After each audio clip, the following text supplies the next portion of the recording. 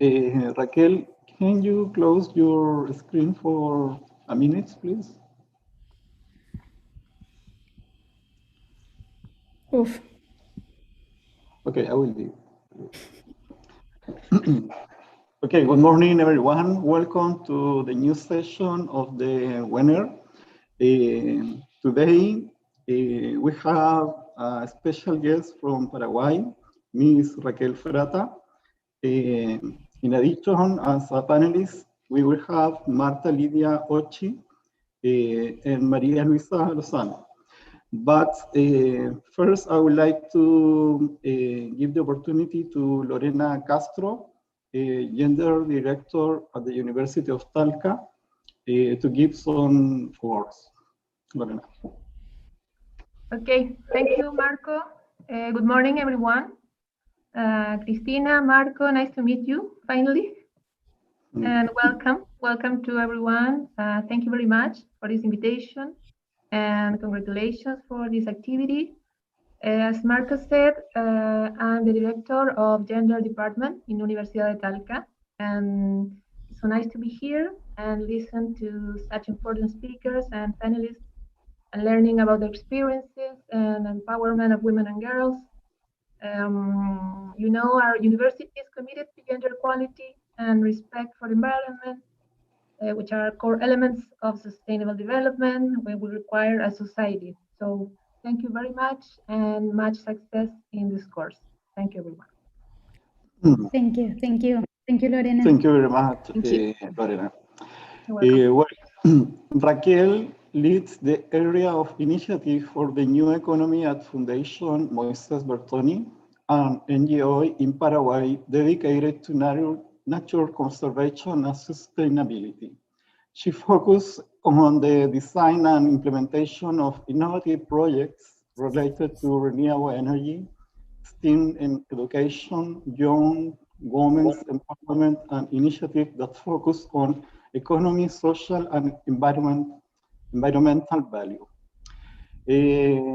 Raquel, it's my pleasure to have you here in this session, and now the screen is yours.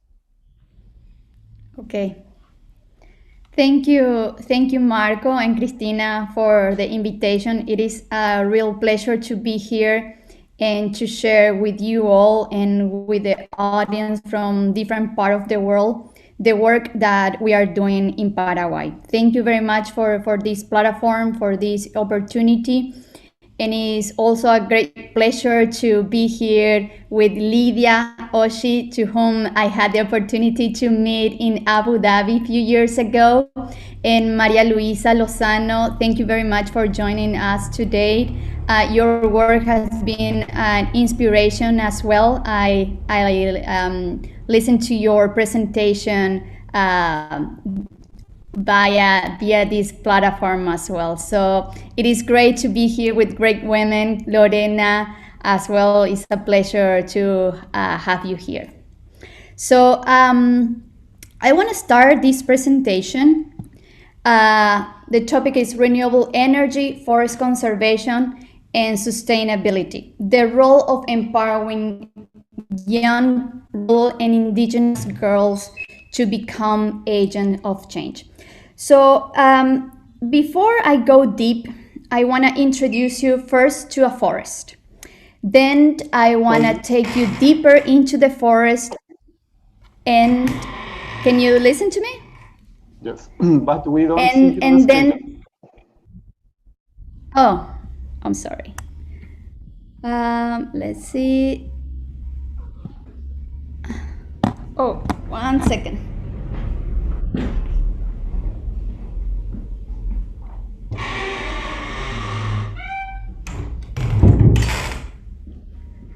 I apologize. Let's see.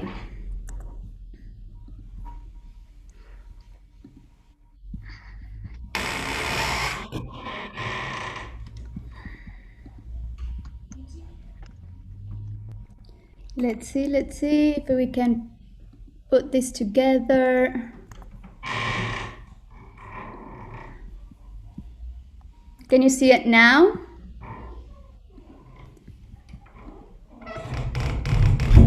Oh, yes. Not yet. Let's see. More likely. One second. As I can put this together.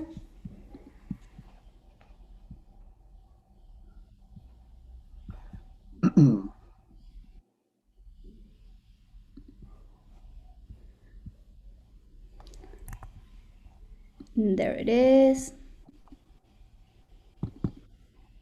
Yeah.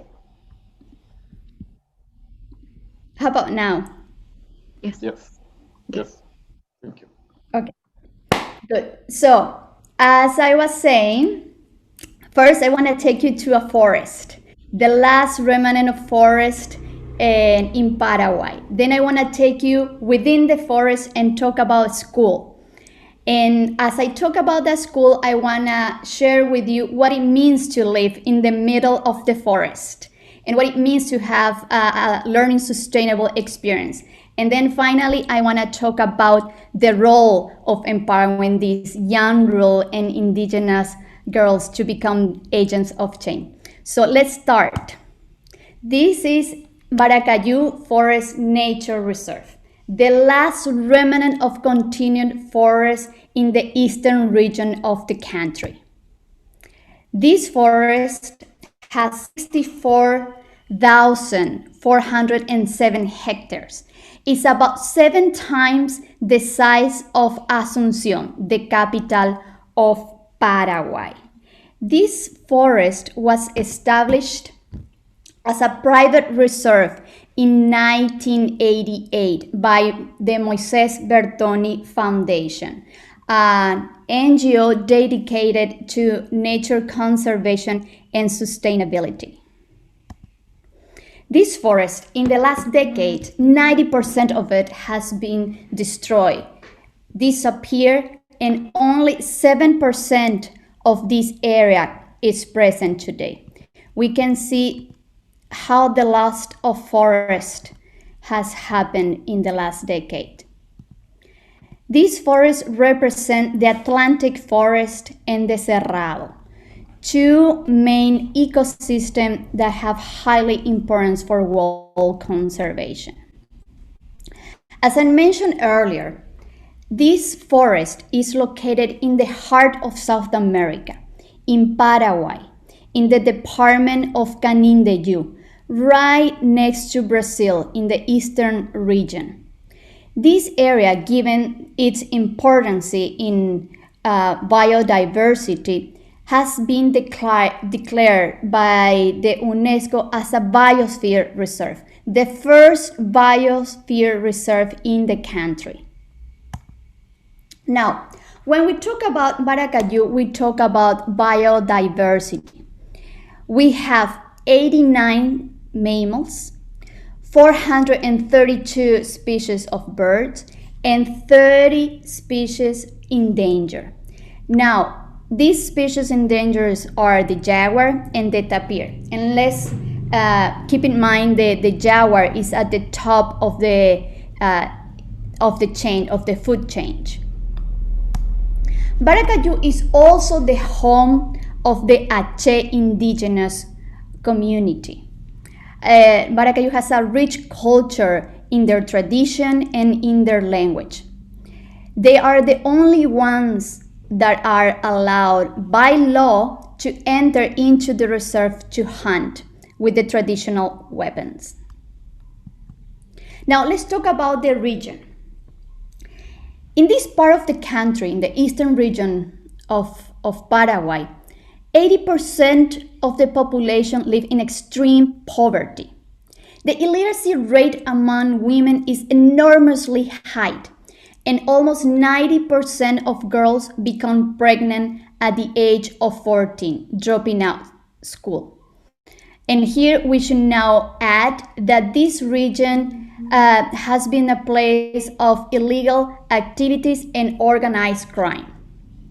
So, as we understand the complex of the situation, we understood as well that in order to preserve the forest, in order to preserve the last remnant of forest, education was the key. So with that in mind, the Centro Educativo Baracquilla was established, a boarding school for young rural and indigenous girls. This school, as we mentioned, is located right in the middle of the forest. It was established about 10 years ago in 2009 as part of this conservation strategy where we invite the community to become part of the conservation efforts. Now, the mission of this school is to empower these girls to become agents of change and sustainable development leaders. This school, as a boarding school focusing on providing access to quality education to girls from the ages of 15 to 18, live in this school as a boarding school. And the school focused in providing education towards environmental education, entrepreneurship, sustainability, and in the model of learning by doing. And now, when we ask the question, why girls? Why investing in girls' education? Well, we know that when we invest in girls' education, there is a great multiplier effect in society. We have mentioned that in this region, the girls are less likely to access education, to access formal education. So as we established the school, we kept this in mind, that when we educate a girl, we educate a family, we educate a society, and we transform the region.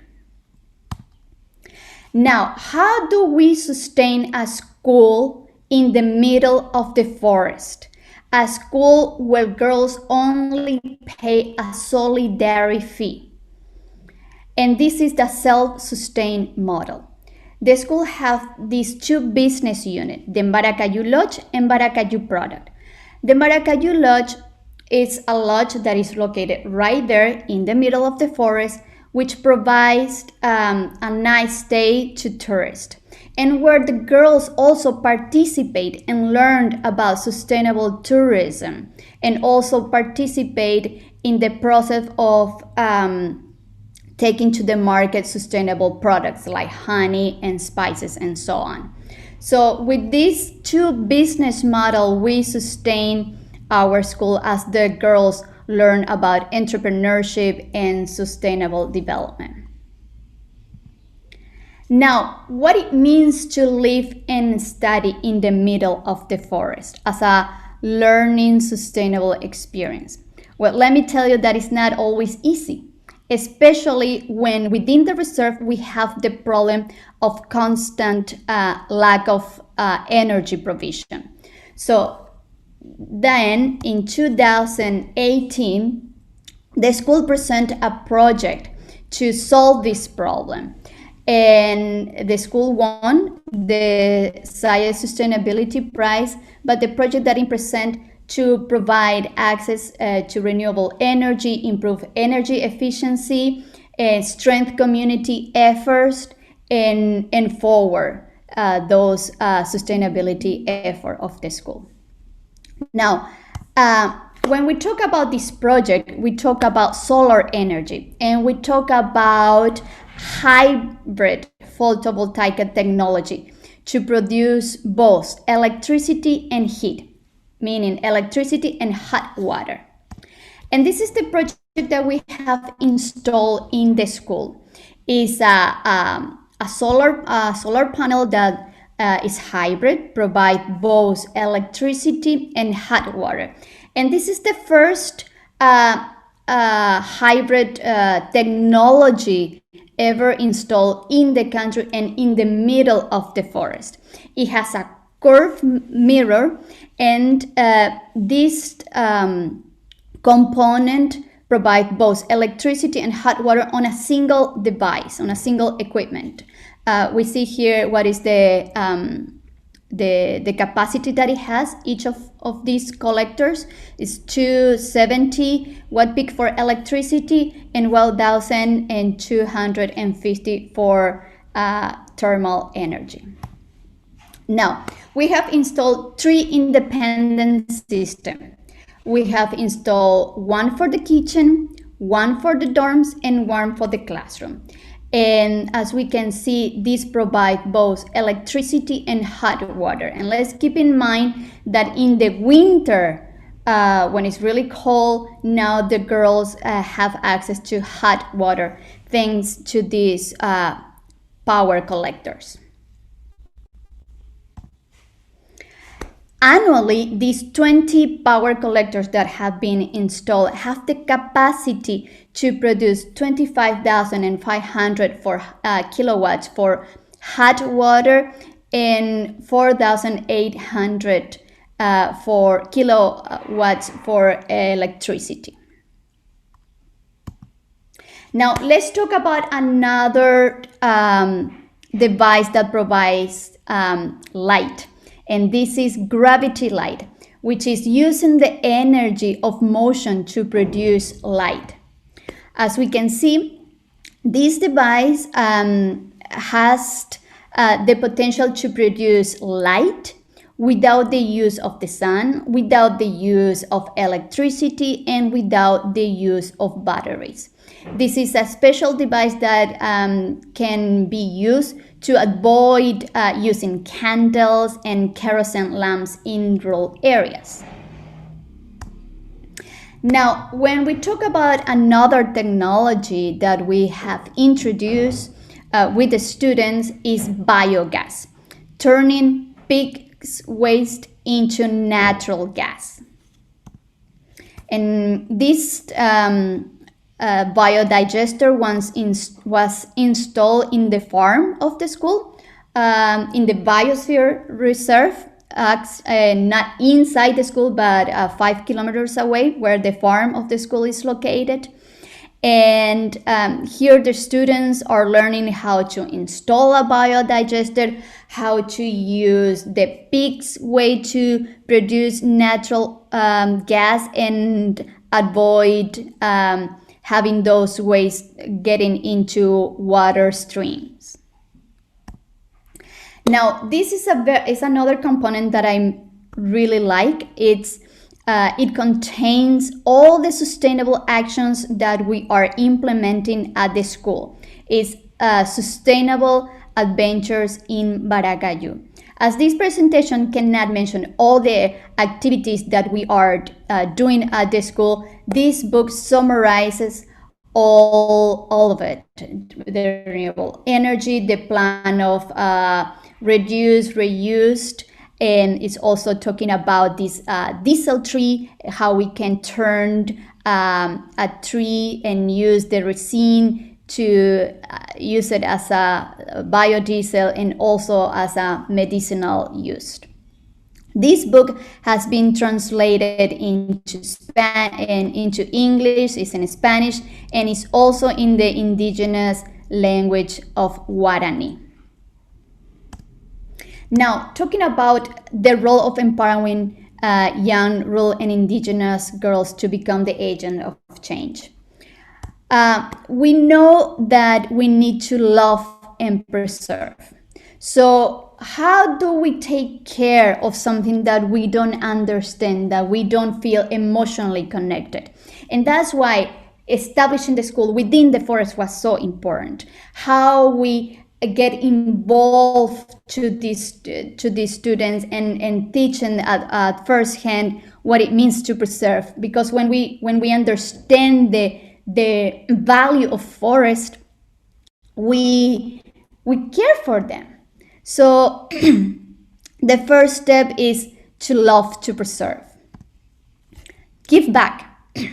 Empowering young girls means also empowering to give back to the community, which is the reason why we are planting thousands of trees for the community as we're learning about this beautiful tree that we have at the reserve, the Copaifera tree.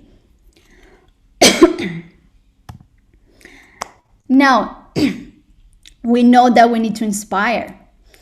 And this project became also a very important stepstone for students as they became artists and actresses. They have implemented a puppetry show for the students where they show all what they have been implemented in the school, from the renewable energy, the solar panel, the gravity light, the biogas, the plan of reduce and reutilize. With this component, the students have reached 6 rural schools and inspiring 700 children. Now, integrating and empowering girls, we know that is more important than ever.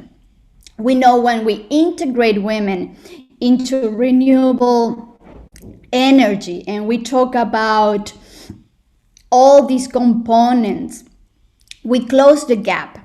We close the gap in the science. We close the gap in areas where girls normally do not have access, and we place them at the center of the action. So these are the daughters of the forest. We provide them with quality education. We promote gender equality. We teach them about the force of renewable energy. And above all, we teach them how to take care of our environment. And this I present to you, the daughter of the forest of Baracquilla. And truly, more than ever, I believe in the power of education in women. Today, more than ever, I know how powerful and how important is to advance women education more than ever before. Thank you very much for your time, and I'm gonna stop here and give the word to the panelists. Thank you very much, Raquel, for your interesting presentation. It's very, very nice, the work you are doing there. Now I would like to give the opportunity to Marta Lidia Ochi. She is the Director of Special Projects at my organization, to give some words, some comments regarding Raquel's presentation. And if you have any question, you can do that. Right, Lidia. Thank you, Marco. Good morning, everyone. So as Marco just mentioned, I am from Guatemala, from an organization called Maya Organization. And thank you so much, Raquel, for this very, I would say, brilliant presentation. As you mentioned as well, I had the pleasure to meet Raquel in Abu Dhabi in the Science Sustainability Week. And I learned a lot about your program. So actually, I also met I actually met 2 brilliant students. And I think just as you mentioned, they are inspirational. They are brilliant, and I'm certain that they will be the change of Paraguay, but also perhaps of the world. I see potential. So just to comment briefly about the project that she's leading, I believe this is very important for a couple of reasons, and I would like to highlight one, that it's led by women. And it is also very important because it's inclusion. And I really like the fact that the local community is involved, especially the young generation. So I have seen some of the projects that they are doing, and I'm just quite amazed by the project, because it's also like an example. And I would say it's not just an example of for this country, but it has been an example for us as well. When I came back from Abu Dhabi, I had some ideas on my mind, and some I would say like a couple of examples. I was certain that this was something that we should learn from them. And in fact, a couple of things that we're already implementing is also photovoltaic energy. And the school is also going to be powered 100% by solar energy. And but I think it's I don't know, like sometimes it's just so disappointing, especially for Guatemala as well. Like we have like so many problems and so many inequalities. But by seeing this kind of work, I certainly have a hope for the future and a hope for the world that this can be changed. But one thing it's true as well, it has to be also like the participation of the young generation, and they should be empowered. And I really like that the work that Baracquilla is doing, because they are empowering these young women to become the transformation change of this country. And well, I have a lot to say, but I was going to have a question, Raquel. I haven't seen, or I don't know much about like the role or the participation of the families. How have you managed to participate, to get them involved? I know that the students are involved in all the projects that you are doing, but I don't know if you can just share with us a little bit more about like how the community is participating, and what's the role, and what changes have you seen across these years that you've been in the reserve? Thank you. Yeah. Well, first, thank you for your words, Lydia. And it is always very important to mention that we are empowering girls that come from broken families, that comes from vulnerable settings, that most of them are being raised by their grandparents or by their aunts. So we are dealing with broken hearts more than anything. And in the role of empowering them, we are also trying to empower them as women, as young girls with a broken heart as well. So in the families, some of them are very supportive, and some of them are dealing with so many issues around themselves. So it's not the same thing to empower someone from the city with a strong family ties than with a student that is dealing with many family issues. So always engaging the family is important, and that's one of the challenges that we also have. I'm not directly, I don't work directly with the families. I support and lead the project as my role in leading the unit of Initiative for the New Economy. But we know that integrating the community, it's very important, because it's in their families, because it's the background of everything. And that's the reason that when we also educate the students, they become and they replicate what they're learning in their family. So it's a process.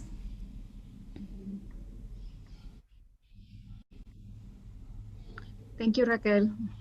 Thank you very much, Lydia and Raquel, for your comments. And now I would like to introduce you María Luisa Lozano. She is the CEO of Asgreen Ingeniería Sustentable, a Chilean company located in Curicó. María Luisa. Your microphone. Yes, yeah, no, it's always happened that to me. Sorry. Hello, everyone. It's a pleasure to be here and share this webinar with Raquel and Lydia. First, I want to congratulate both of you, because I love your project. I'm very inspired with the work you're done, and very excited to be here. It's an honor. It's an honor. Really honor. I'm really honored to be invited to this webinar. And I don't want to explain myself too much. I'm from the other side. I'm not part of the NGO. I run a company, my own company, and sometimes I had to work with communities, with local and rural communities, and it's amazing the work and the impact you can make to empower the woman of that community. And if you are working with girls, the impact it's bigger. I think I want to take some Raquel words. When we educate a girl, we educate a family and educate a society. And I want to add, we make a change that it's sustainability, that sustains in the time. It's a really I I think that things that has an impact in the society that can really transform it. So in that order, I have a strong commitment with empower women to transform society, especially in STEM areas, because there are not a lot of women, and women can take that way or not, but they need to know they can do things that are always in the main area. So I have two questions to Raquel. One is, are the girls involved in the construction or the operation of the energy technologies you show us? And the other question is there a follow-up process once the girl leaves the school? How that girls inserted in the society? Well, let me answer your second question first. Where are the students to date? And Lydia had the opportunity to meet one of the students, Romina, who went to Abu Dhabi to present the project in 2018, in 2019. And to date, she has been admitted to the University of Earth to go and study in Costa Rica for all the work that she has been doing at the reserve.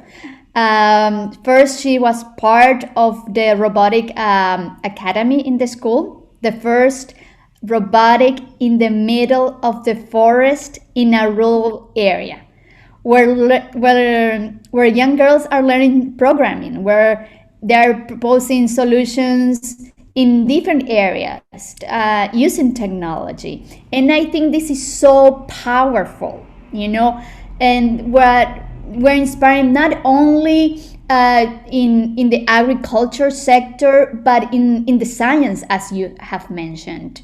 And also this is so powerful because of the economic impact that it will have in their life, a bigger income, and not to push so much on how important is incrementing your income level, but what it means for a woman to be in the sector that is male dominant, and what it means to a rural area to be leading a team in science, what it means for a rural girl to study abroad, what it means for a girl coming from a broken family to be the first girl having a university degree. And this is so powerful because it sets an example to the community, it sets an example to their teammates, it sets an example to all of us, that when we provide with access to education, opportunities, encouragement, empowerment, we can transform a society, and we can protect our forest. And when we give these ladies a voice where they can express their desires, their dreams, what they want for their life, what they want for their country, what they want for this world, and when we amplify that voice, it's powerful. I'm telling you, it's so powerful. And I'm so proud to say that one of the greatest legacy that the school is leaving. It's called Brotes of Maracayú, which is an association established by former students from the Centro Educativo in Baracayú, where they're promoting sustainable development goals. And this is so powerful because it came from them. There are now the leaders of the Baracayú.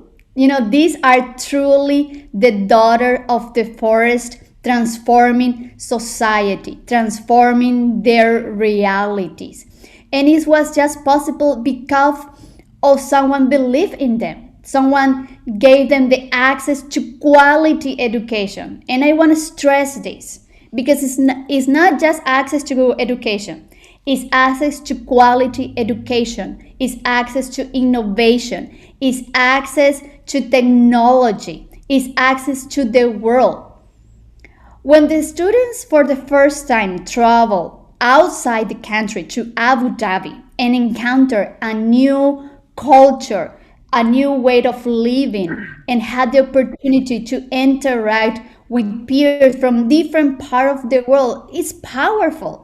It's so powerful. And as Lydia also, what it meant for the students of Guatemala from rural areas to get into an airplane for the first time in their life and get inspired. It changed their life forever. Forever. And I want to stop there because I know that a lot of people might want to have some questions as well. Thank you, Rachel, for your answer. It's very inspiring. It's a very inspiring thing, really. Mm.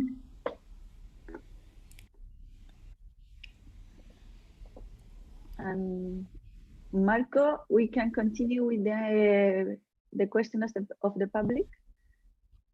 Yes. Jose. Okay, good morning. Can you hear me? Yes. Okay. Well, I guess I will be speaking for the rest of the audience. And first of all, I would like to read the questions from the chat. Also a comment that represents all of us. And it is a very, very big congratulations. It is a deep feeling of inspiration, because with this kind of project, we as humanity, we as a society are trying to change a cycle that has been there for thousands of years, that is to really give women the power that is needed to succeed in life and to develop all of their capabilities. And really, really congratulations on that. And really, this is a very inspiring project and a very inspiring thing. Also, well, thank you for your time and your sharing of knowledge and opinions about this. A question from Lorena Castro is, how many years do girls stay in school and where do they go after? And not just, please do not just give an example, but also please try to give some kind of statistics, like a percentage of women in the town, and or maybe numbers of how many real hard numbers to represent the impact locally. For example, maybe the population there is about, I don't know, hundreds or thousands of people, and how many of them stay in school, and where do they go after? Okay. Well, I don't know if I mentioned in the presentation or not, but this is a boarding school that provides education for the last 3 years of high school. So they live and study in the school for 3 years. They are girls from 15 to 18 years old. And in terms of where the students they go and the impact numbers, most of the students get access to the university through scholarships. There are now 3 students that have gone to Costa Rica to study at Earth University. There are other students, former students, that are currently employed by the Moisé Bertoni Foundation, doing an excellent job. One of them is in, 2 of them are in the tourist unit, doing an extraordinary work. We have also the first female ranger at the Baracquilla Reserve, which is breaking the barriers of access as well. And many of the students are also working. And I'm very proud to say it as well that this year we are implementing the first hydroponic system at the school. And one of the former students is leading the initiative as she will be teaching the students now about how to do hydroponic lettuce, for example. Another student is also working in the area that has came back from Costa Rica in politics as well. So there are so many examples of how the students are, where are they going now after they have graduated to the school. There is also the first teacher from the indigenous community leading the community. We have also the first nurse in the area that have graduated from the school. And when we compare the graduation rate in rural areas with our school of course has a better rate per se, because of course we provide them with the boarding school, which guarantee to some degree that the students will finish in their education. So Thank I you hope very that I much. have answered your question. Yes. Yes, thank you very much. There's another question in the chat. It comes from Marco.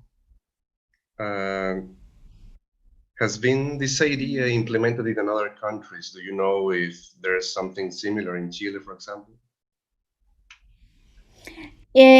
Well, I know that there are few, one school from Chile that also we had the opportunity to meet in Abu Dhabi with Lydia, Negrete School. That was right, Lydia? That was Negrete, right? A school that is also in Chile, providing access to quality education in rural areas. So and I think that's the great thing about also the sustainability prize, the opportunity to meet other high schools around the world that are implementing sustainability in their school and in teaching their students. So yes, there is a school that we had the opportunity to meet from Chile that is doing great work. But now going towards the question of where this model has been replicated, and it should be noted that this model of education that pays for itself and the model of self-sustained education comes from the Fundación Paraguaya, our sister organization that has also different schools in the country promoting the concept of entrepreneurship and education that pays for itself. So Centro Educativo in Baracquilla, it's the third school in the country with this model. but it's the only school located within the forest and providing access to quality education only to girls. Thank you very much. There's another question from Osvaldo Michelu. How many graduate each year? Well, the school has in total 150 students. So it's the last 3 years of high school. So in total, it's 100, 120, 150 students each year that study at the school. And on average, every year they graduate about 30, 32, 35 girls. Okay. And in total, in 10 years, more than 300 students have graduated. Okay. So would you say that in average per year, there would be 150 girls studying? Yes. 120, 150 students living and studying at the school. Because let me tell you, managing 120 adolescents girl in the middle of the forest can be challenging. Yes, that would be another question. What's the average age of the girls? It's 15 to 18. So it's the last 3 years of high school. So they are 15, 18 years old. And you have already mentioned some of these, but what kind of businesses they usually start? From science and technology, for example, to, I don't know, public administration, for example.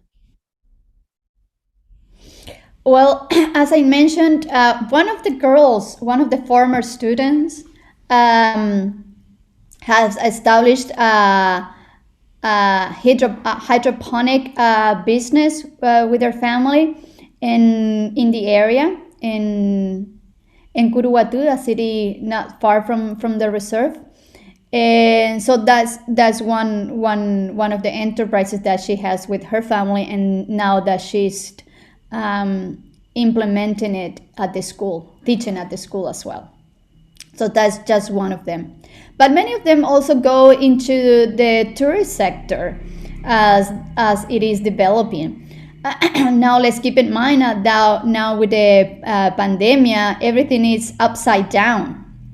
So it's very challenging for many businesses, and it should be noted as well that this pandemic has affected girls more than anyone else. The stress that this pandemic places into girls as violence escalate in the household is, it's something that we should also notice, and how the school to some degree also becomes a safe haven for the students as they live and study there. Okay, thank you very much. Now I'm going to start questioning the panelists also, but whoever have the best answer or can contribute to further explain the response, please be welcome. And to Maria Luisa, there's a question. What do you define as the new economy? Please expand on that.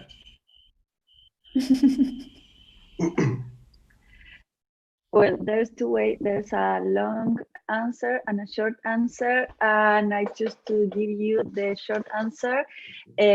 I love the donut economics model because they met the two worlds: the economic world, like the circular economy that focus on sustainability, preserve the resource, and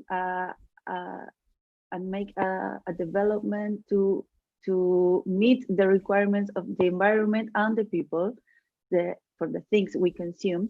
But in the other hand, the donut economics take care of the society needs, what we need to thrive as a society. So that is for me a new economy, and the work that Raquel is done with the foundation and the work that Lydia is done, I think meets this new economy system, because they empower women, they take care of the environment, and also provide the tools to give them economic opportunities for the future, so they can meet both economic, the society, and the personal needs and environment. So that is for me the new economy. It's a different economic that can take care all of us as human being, and the environment, and as a society.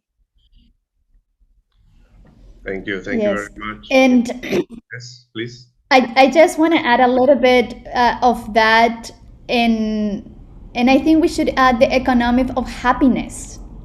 Yes, And yes, and I remember right. I took this class when I was at the university, and my professor, he graduated from Harvard, and he was teaching about economic of happiness and saying, oh, living less with more is more, living with less is more.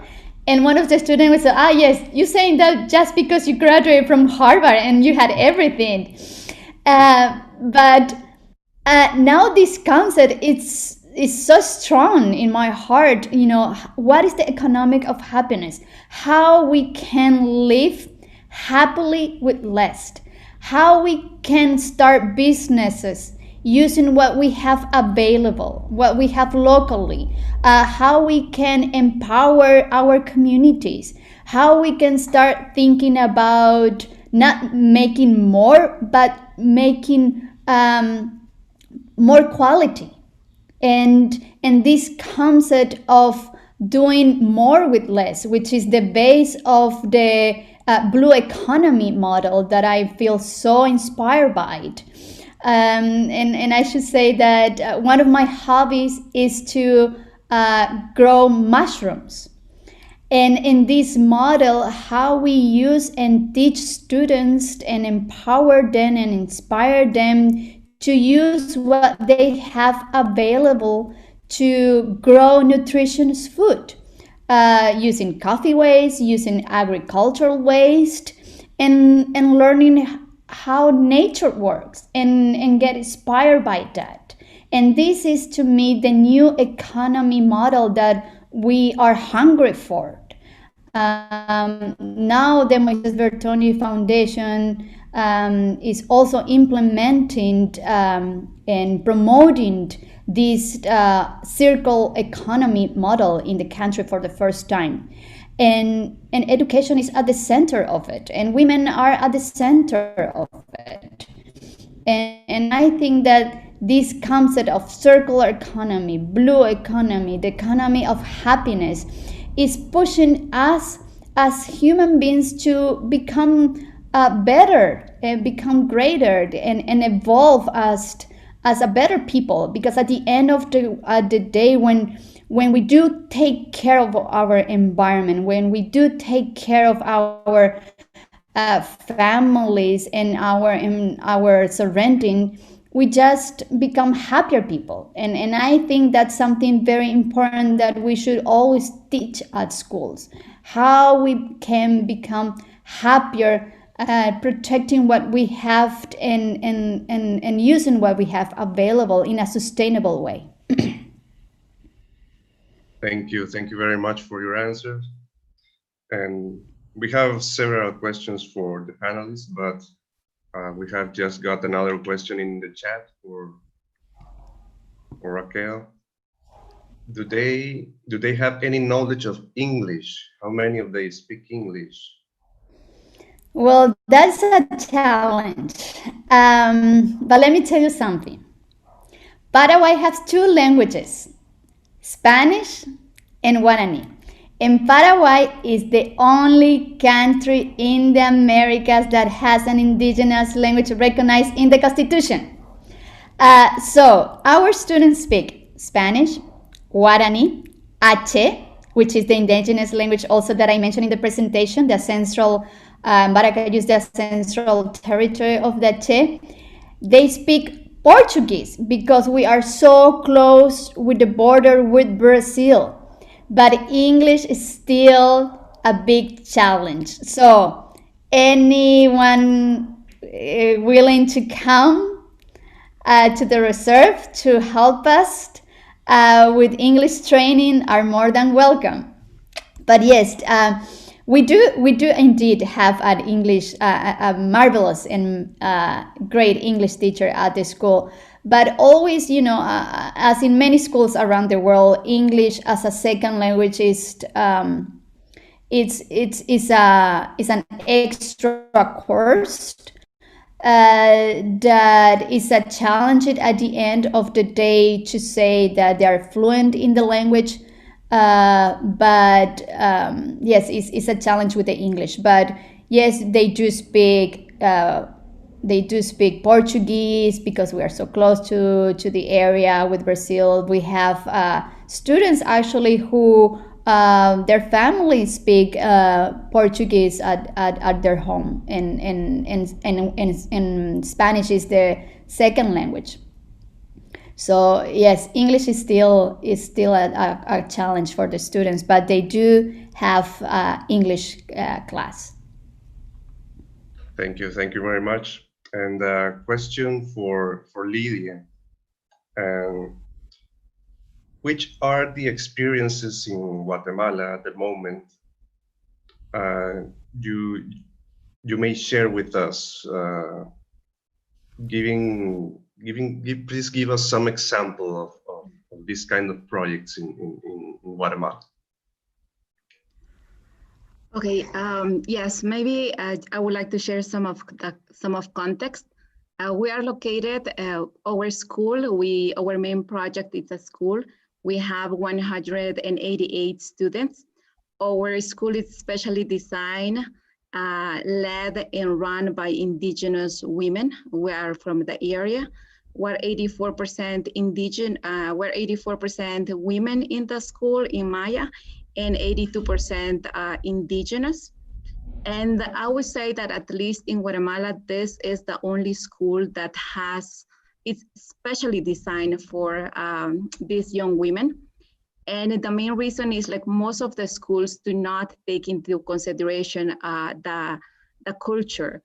And this is something that Maya is very strong at because we work heavily with the families. We are located in a department, it's called Solola, with one of the highest rate of malnutrition and yes, poverty as well.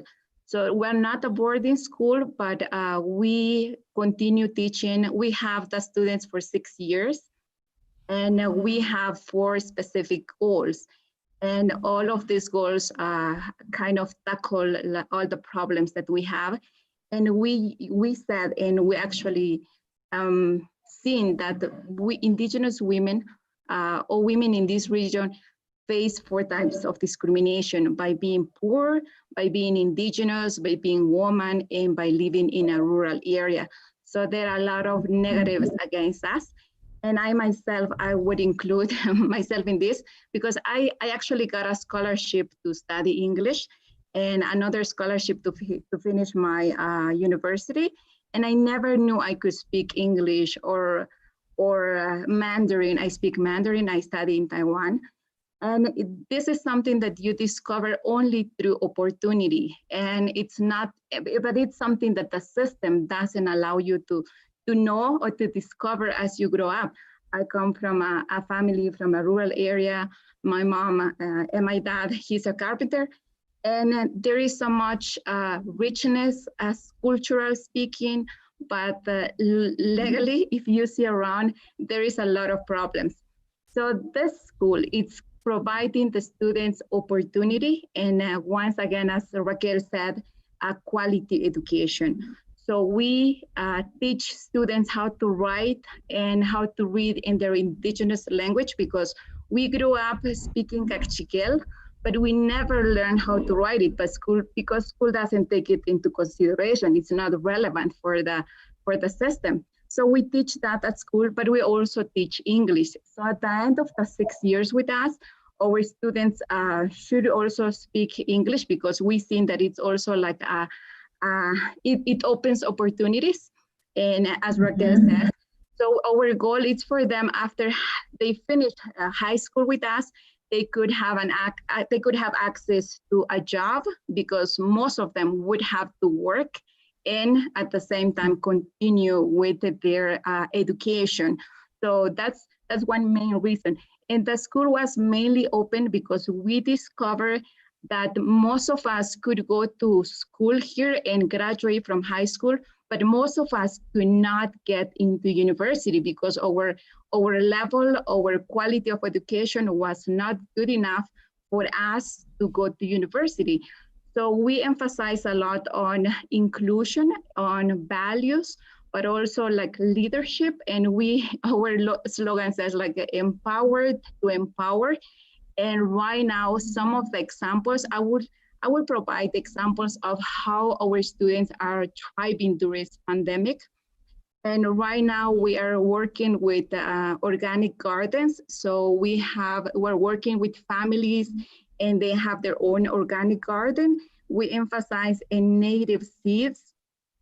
And also like right now, we're continuing, and some of our students have their own group, and they are also giving workshops on, once again, one of the main points right now, and we see that one of the needs of the local community is food.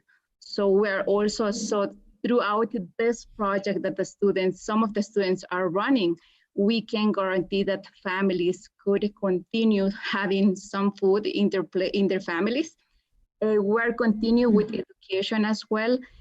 We have managed to provide access to technology. So they right now have internet at home and also a tablet so they can continue. And another new initiative that we have, it's called Their Voice to the World. It's to share. We noticed that at the beginning of COVID-19, the government was providing information in Spanish only, and that information was not reaching indigenous communities. So we started to produce videos with mainly in Cachiquel and 2 other languages. There are 22 indigenous Mayan languages in Guatemala, plus Garifuna and Xinca, besides Spanish.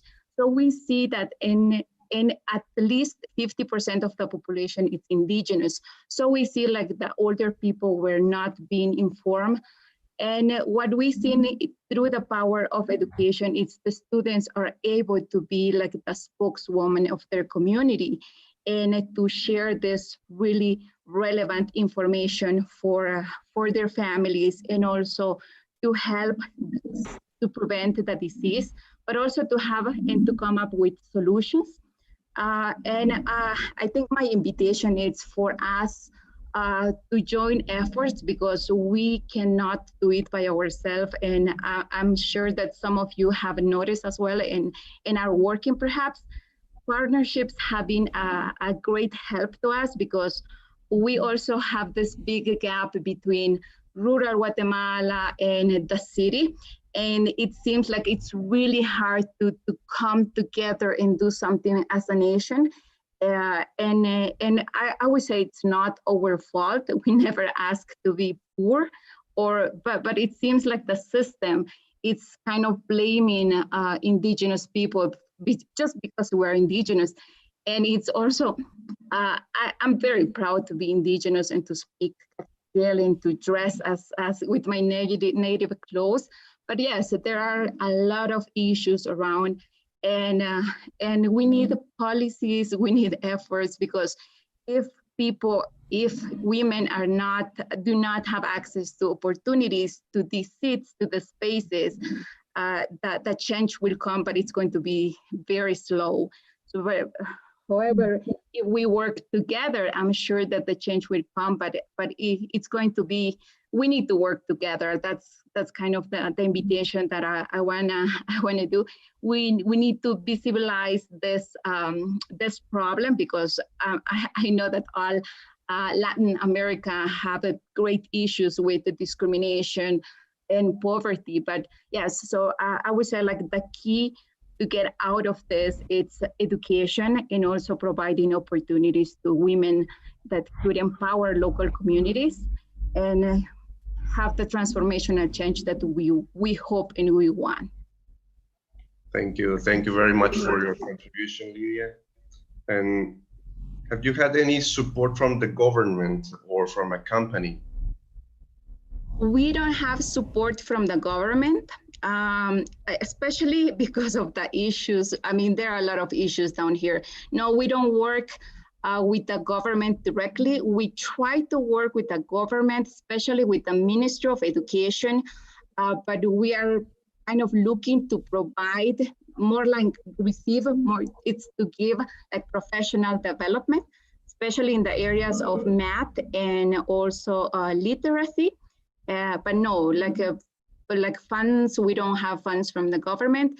We have some funding from private companies, but we're just starting to have this or to look for these opportunities in Guatemala. So most of we have some private owners from the US, but not from Guatemala. And some of the funding that we also get are from like the projects such as the Sayed Abu Dhabi Prize. And we recently also have a partnership with the Honor Foundation from Alex Honnold from the States. But yes, it's more like private funding. And while also getting into like the point where we need to have a safe self-sustainability. So we have like we have already an organic garden, and we also have a couple more initiatives that are on the way. But yes, but yes, it's hard to get like that support from local organizations from Guatemala. We're just starting to knock at doors, and some of them are opening and some of them are taking a little bit more of time. Thank you very much, Lydia. There's another question for Maria Luisa. As you define the new economy with the contribution of Raquel, what will be the role of clean energy in that new economy? Well, the role of clean energy is, I think clean energy is the key. We cannot live in a world supported by fossil fuels, because we're poisoning the environment. It's not sustainable. So the role of the clean energy is a key. And all the clean energy, not only solar energy, like photovoltaic or thermosolar, we need to make a network of different clean energies, like for example, the biogas from organic waste, with different ways of organic waste, the wind, the power of the sea, the waves of the sea. There are a lot of technologies in that area that are in development, in studies. More are some of them are more ready to go to the market now, but there are something there. Here in Chile, we have a potential for geothermic energy. There's a lot of clean energy that we can use, and we are not using them. So I think it's a key. I expect a few years of transition, but in the future, I hope we only use clean energy, because that's the way we need to do. The nature does it, so we can do it too. Thank you very much. We have some questions from YouTube also.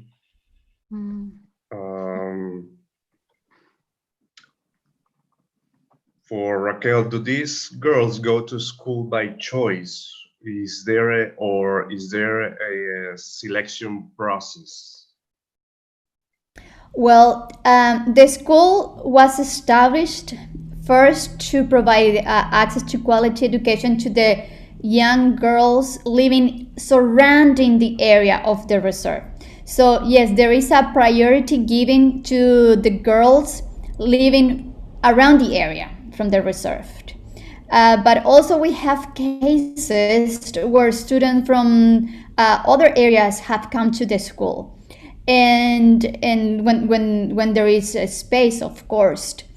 And this also adds diversity into the classes, and it pushes the student up also from when someone from another area comes from.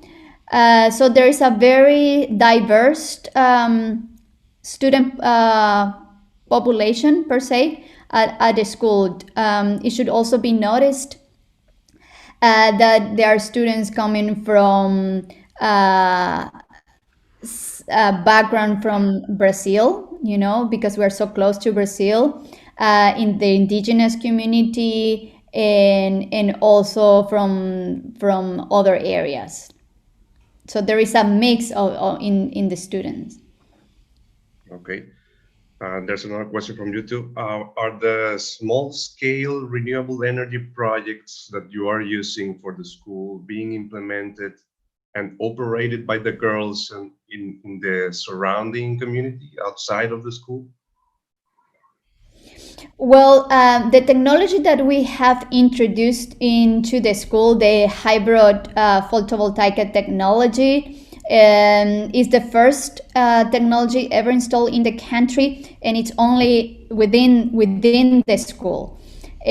So this technology, it's available only for the school. But in terms of the biodigester, we have installed 3 of them. One for the farm school and 2 other for the community, from families from the girls. We have more questions in the chat. For example, what about including new farming technologies education to these girls? There are a lot of working opportunities in this field, Professor Osvaldo Michelot says. Okay. I'm sorry, I didn't understand. Can you repeat the question? Yes, of course. What about including new farming technologies? Education for these girls? New farming education. Well, we're always trying to innovate within the school, which is the reason why we're also implementing the hydroponic system within the school. And we are developing this idea at the farm of integrated farming system, when we use the input of one production unit where we use the output of one production unit to become the input unit of another production, becoming in this way an integrated system. So we try to use what we have available there in order to escalate and become financial viable for the locals as well. Thank you very much. And we, the audience, have a lot of we are a mix of engineering and tourism and public administration people. And here comes a question from Christina. How do you think including sustainable, clean, and green tourism could help improve the income of your projects?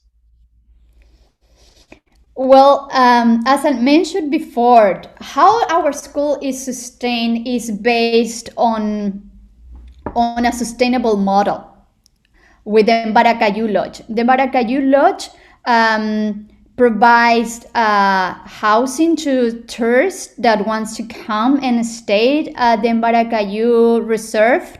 I didn't focus a lot of my time in the presentation in the tourist section of the reserve, but we have a lot of activities for the students. Remember, it's 64,000 hectares of native forest. So there is a lot of things to do there, like bird watching. We have, 408 species of birds. So bird watching is big for tourists.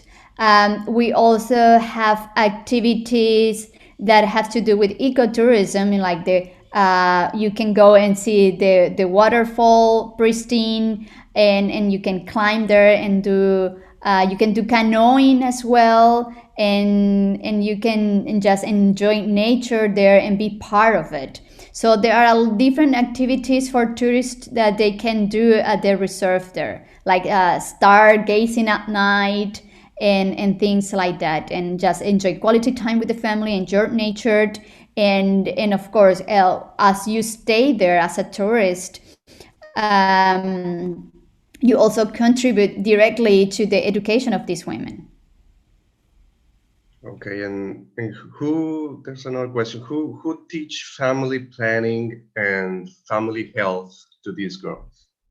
Mm-hmm. Well, we have different workshops throughout the year that raise this topic, and yes, as workshop we have it, where people come and talk about family planning and things like that.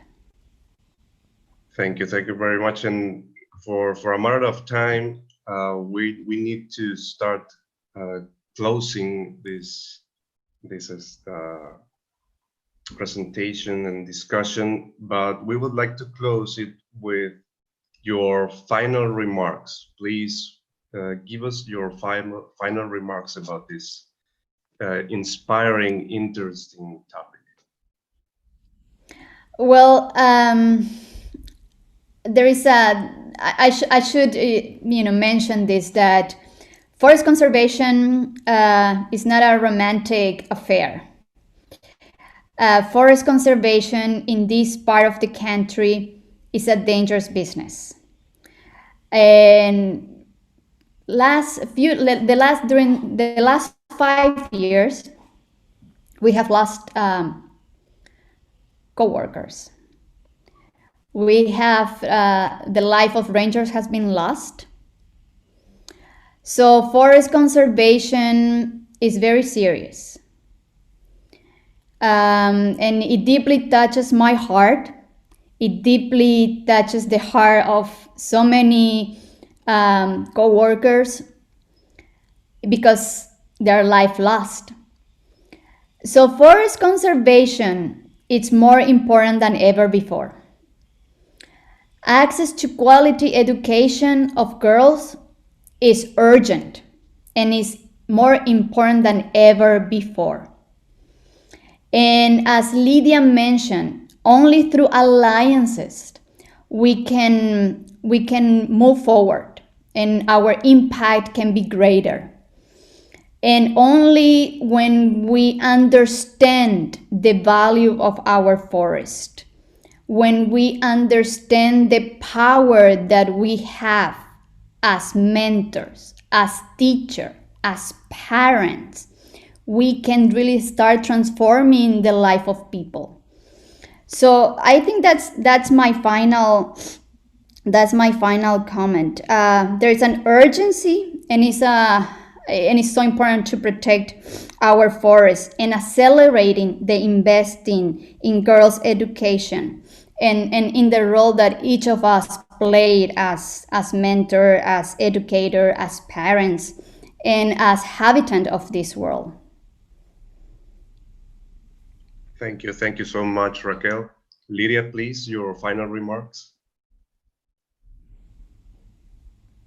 Thank you. Yes, so I would also give a call to invest on girls' education. It is a process. sometimes like we have seen or we have received like we would like the results to come faster, but it's a long process. So it's not just 1-2 years. So it's a long process, and we should start as soon as possible. And we see that through education, women can take better decisions that would impact herself, her family, her community, and the country and the universe. So that's why we say like our impact, it's infinite. And so please see our potential, believe in us, and create opportunities. Thank you. Thank you. Thank you very much, Lydia. Maria Luisa, please, your final remarks. Okay, thank you. I just want to say, project like this, like the Raquel and Lydia project, transforming the society, and we need to raise the awareness of them so it can be replicated along the world, because sustainability is only possible through education. That's all that I want to say, because it's the key. Thank you very much. I'm sure we here and I agree with all of you. We can't thank you so much enough to. We cannot express how much this kind of presentation, kind of discussion impacts our lives. And thank you very much. And again, a so big congratulations on your projects. We have more things to say, and I will pass the microphone to Marco to expand on this and to present our next presentation. Thank you. Okay, Jose Luis, thank you very much. Thank you very much, Maria Luisa, Lydia, and Raquel, for the interesting discussion. It's always very interesting because the next session is much better than the previous one. So, Jose Luis, I'm expecting yours in the future.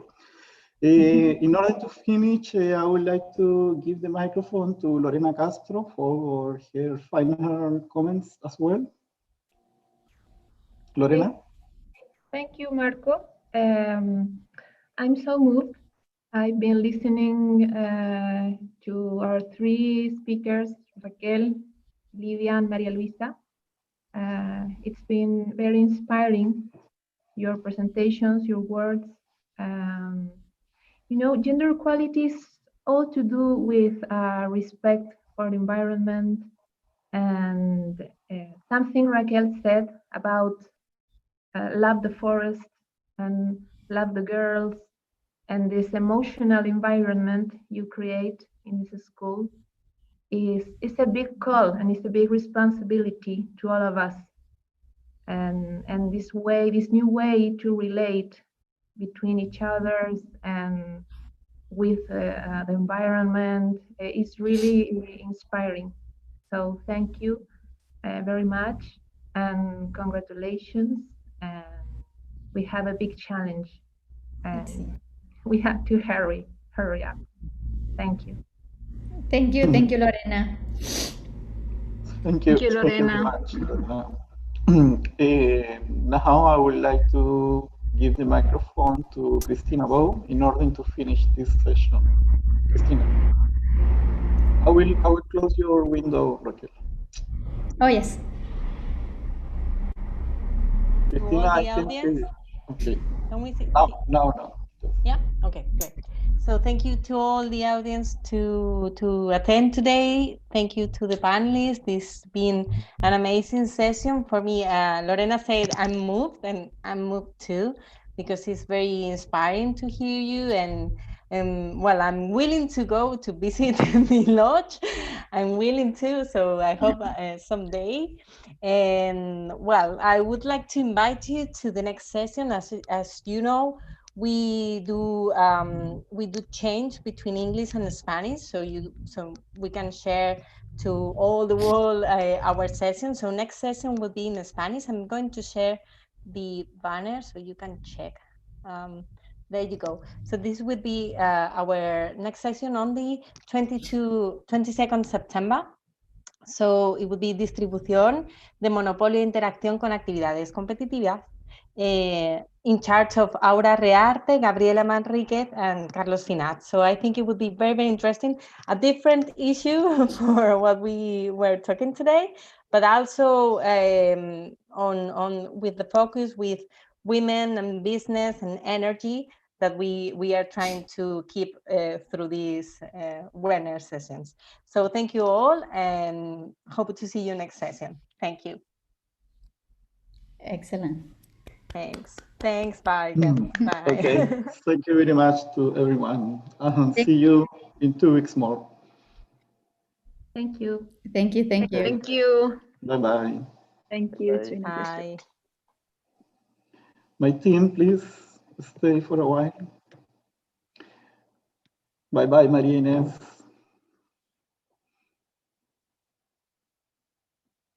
Nos vemos, Osvaldo. Thank you very much, Lydia. See you, Ganesh.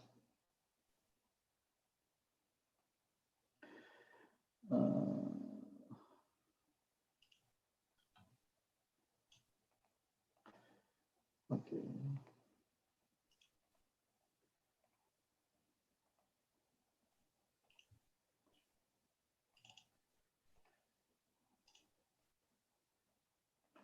Yeah. I will stop the YouTube transmission. Okay. Ahora